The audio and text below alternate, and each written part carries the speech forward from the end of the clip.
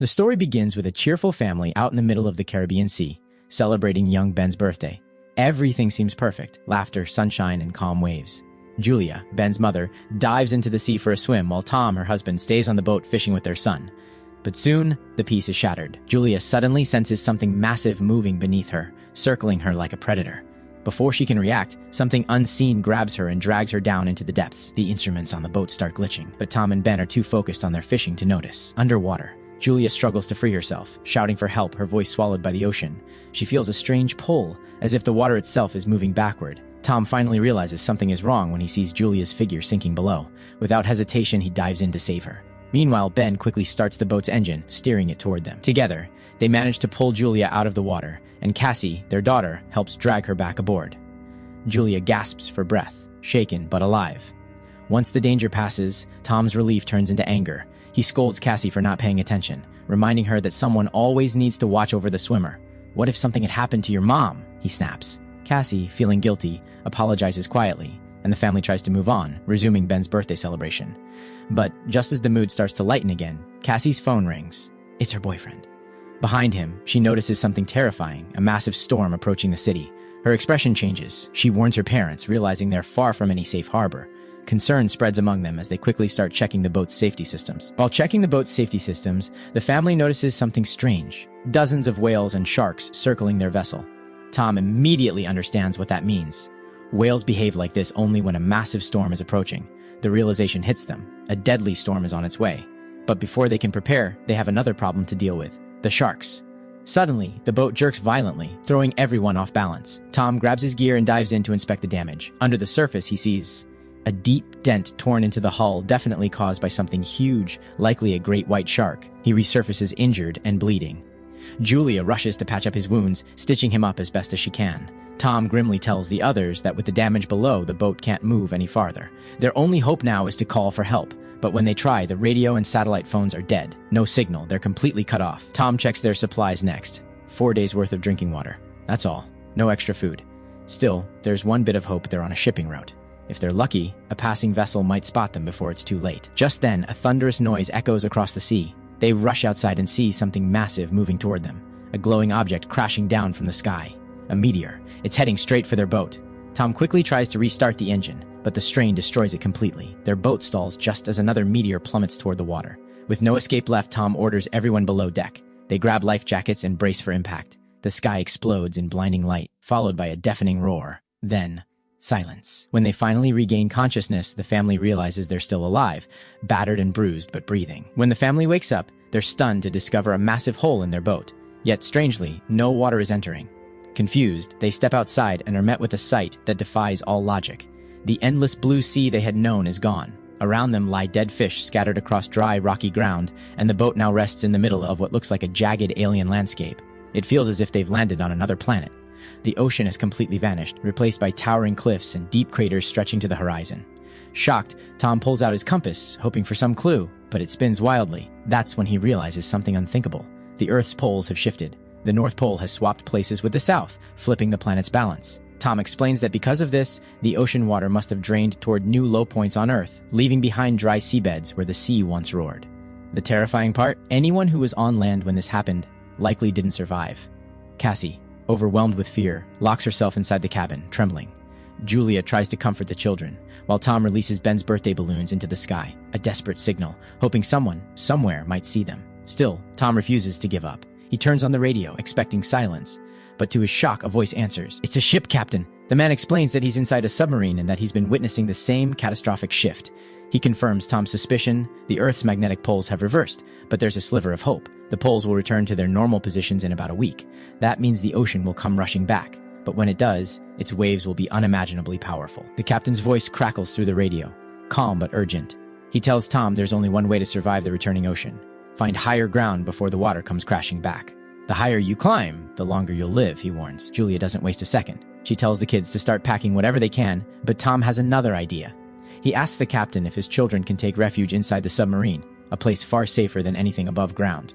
The captain hesitates before replying. One of his crewmates has died, leaving only 2 spaces in the submarine, one for him and one other person. I can take one, he says, but not all of you. Desperation fills Tom's voice. He pleads with the captain to take both children, offering anything in return. His help, his life, whatever it takes. After a long silence, the captain agrees. With new hope, Tom estimates the submarine's location and tells Julia, if we move now, we can reach it in 2 days, before the ocean comes back. That gives them a tiny window of time to save their children.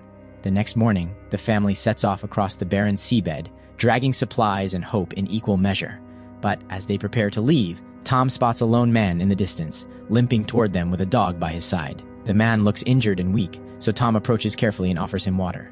The stranger drinks, and then suddenly attacks. In a brutal flash, he lunges with a knife and stabs Tom. Julia watches in horror from afar as her husband collapses. She rushes back to the boat, slams the cabin door shut, and locks her terrified children inside. Her hands tremble as she hands Cassie a flare gun. Use this, she whispers, only when you have no other choice. Julia hides in the small bathroom of the boat as the stranger climbs aboard. Her hands shake while she tends to her wounds, trying to stay silent. Outside, the man rummages through everything, searching for food. When he finds some, he devours it desperately, as if he hasn't eaten in days. Once he's done, he begins searching for her, following faint noises around the cabin. But when he opens the door, he finds nothing. Julia has already escaped through the hole beneath the boat. She crawls along the hull, hoping to get far enough away. Her plan almost works until the man's dog spots her. The barking grows louder, threatening to give her away. With no choice left, Julia silences the dog and hides beneath the boat again, trembling. Moments later, the man discovers his dog's body. His expression changes. He knows Julia is out there. He climbs down to find her, but Julia takes the chance to slip back onto the boat through a broken window. She moves quietly, trying to reach her children, when the man suddenly appears. He grabs her by the hair and slams her to the floor. His blows are brutal. He wraps his hands around her throat, trying to end it for good. Julia fights back with everything she has left. Inside the cabin, Cassie watches in horror. She remembers the flare gun and fires it. The bright blast startles the man, but it also ignites part of the boat. Flames spread quickly, forcing Julia to act fast. She drags Cassie and Ben out of the cabin as smoke fills the air. As they reach the deck, the man attacks again, lunging at Julia. But this time, she fights back harder, kicking him off balance and sending him crashing down. The family escapes the burning boat, their hearts heavy with loss. Outside, Cassie and Ben find their father's lifeless body and break down in tears. Ben blames himself, believing that if he hadn't released the balloons, the stranger would never have found them. Julia kneels beside her husband, holding him close. Julia notices movement near the burning wreck of their boat. The killer has survived the fire and is still coming for them. Realizing they can no longer stay, she grabs Cassie and Ben, and they run across the dry, cracked landscape. The heat and exhaustion slow them down, and after hours of running, they stop behind a rocky hill to rest. Ben is still crying, his body trembling with fear and guilt. Cassie tries to comfort him, offering the last bit of clean water they have, but he refuses to drink. Julia tries to stay calm, but her eyes scan the horizon constantly. Then she spots him again, the killer, still following them. Panic surges through her veins. She pushes her children to move faster, forcing their tired legs to keep going. The dry ground turns into strange pools of shimmering liquid, and Julia realizes the water here is poisonous. Still, they have no choice. They wade through it, coughing and gasping, each step heavier than the last. By the time they reach the other side, Ben is weak and dehydrated. Julia gives him the last drops of water they have, her hands shaking as she does. Cassie has lost hope, convinced they will not survive. She tells her mother there is no point in running anymore, but Julia refuses to give in. She urges them to keep going, believing that as long as they move, there's still a chance. They continue their journey through the desolate wasteland until they spot something in the distance. A crashed airplane half buried in the dry earth. With what little strength they have left, they climb inside and find shelter. Inside the wreckage, Julia pulls out an old family photo taken on the night of Ben's birthday. The three of them sit in silence, staring at the picture, remembering Tom's smile and the world that once felt safe. Casey and Ben finally fall asleep, but Julian cannot rest. Restless and alert, she steps out of the plane wreckage and spots the killer lurking nearby. Pretending to sleep, she waits for the right moment, and when the killer moves closer, she attacks with full rage. This time, she doesn't hold back, striking him again and again until he's lifeless. When morning arrives, the others wake to find the killer's mangled body. The sight makes them realize that even this endless ocean hides dangers far worse than they imagined. They continue their journey toward the captain's lost submarine, and Julian pulls out her map to find the route. Ben, exhausted and dehydrated, spots a small pond nearby and rushes to drink from it. Julian warns him not to, but his thirst wins over his senses. Moments later, she drags him out of the toxic water, furious yet worried. Soon, Ben falls sick, forcing Julian and Casey to build a small shelter to rest and recover. Ibrahim, but peace doesn't last long. Strange noises echo nearby, pulling Julian's attention. As she moves closer, she sees a swarm of giant crabs advancing toward them. Panic strikes. They run for their lives and spot a massive cargo ship in the distance. Racing aboard, they see containers lined across the deck, and inside them, terrified survivors hiding from the monsters outside. The moment they see Julian's group, the survivors lock themselves inside, refusing to open the doors. Julian pleads and bangs, begging for help as the crabs close in. With no choice left, the three climb atop one of the containers. Just as Julian reaches the top, a crab sinks its claw into her leg. She screams but pushes through, kicking it away before pulling herself up. Blood drips down as she tightly wraps her wound. Moments later, her strength gives out, and Julian collapses into unconsciousness. Casey and Ben watch in horror as the giant crabs tear through the container walls and swarm inside, attacking the terrified survivors. The trapped people fight back with whatever weapons they can find, but the creatures are too many. Their claws slice through metal and flesh alike until the entire container goes silent. By the next morning, Julian finally regains consciousness. Her wound still burns, but what scares her most is the silence around her. Casey and Ben are gone. Panic hits her as she imagines the worst. Alone in this deadly wasteland, she breaks down, crying out their names. Just when her hope begins to fade, she sees them returning from the distance, carrying food and a few salvaged weapons. Relief floods through her. Her children are alive. Julian quickly tends to her injury, wrapping it tightly while Ben organizes the weapons they've gathered. She manages to contact the captain through a weak signal. The voice that comes through is grim. The captain warns her that the sea is beginning to rise again, which is why the marine creatures have returned. He's injured too, attacked by the same monstrous crabs, and admits he can't help them directly. Worse, Julian's group has lost their map during the chaos. With no sense of direction, they're stranded. To guide them, the captain fires a flare into the sky, a bright red light cutting through the gray mist. Ben spots it, and without hesitation, they start moving toward the submarine's location. But the path ahead is filled with danger. A toxic wasteland lies between them and safety. A stretch of poisoned ground that could kill them if they breathe it in too long. Fear spreads through the group. Casey, terrified of losing her mother, begins to argue, insisting it's too risky to go on. But Julian's eyes burn with determination. Despite her injuries and exhaustion, she silences her daughter and commands them to move forward.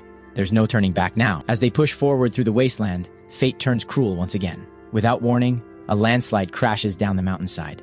Huge rocks tumble toward them, and one massive boulder falls right in front of Julian, trapping her behind. She struggles to move but can't escape. Casey wants to stay and help her mother, but Julian, her voice breaking yet firm, orders her to go on, to save her brother no matter what happens. Tears in her eyes, Casey obeys and leads Ben toward the submarine. When they finally reach it, the area is eerily silent. The sub looks abandoned. They bang on the door, shouting for help, but there's no response. Just then, the captain appears, barely able to stand, his body covered in wounds. He tells them there's no time left, he won't survive, and the submarine can only carry 3 people. Hearing this, Casey's heart races. She turns back, determined to bring her mother before it's too late. Meanwhile, Julian is surrounded once again by a swarm of monstrous crabs. She fights fiercely, firing every remaining bullet from her gun, but the creatures keep coming. When her ammo runs out, she braces herself for the end, until a hand reaches down from above. It's Casey. With every ounce of strength left, Julian grabs her daughter's hand, and together they climb to safety.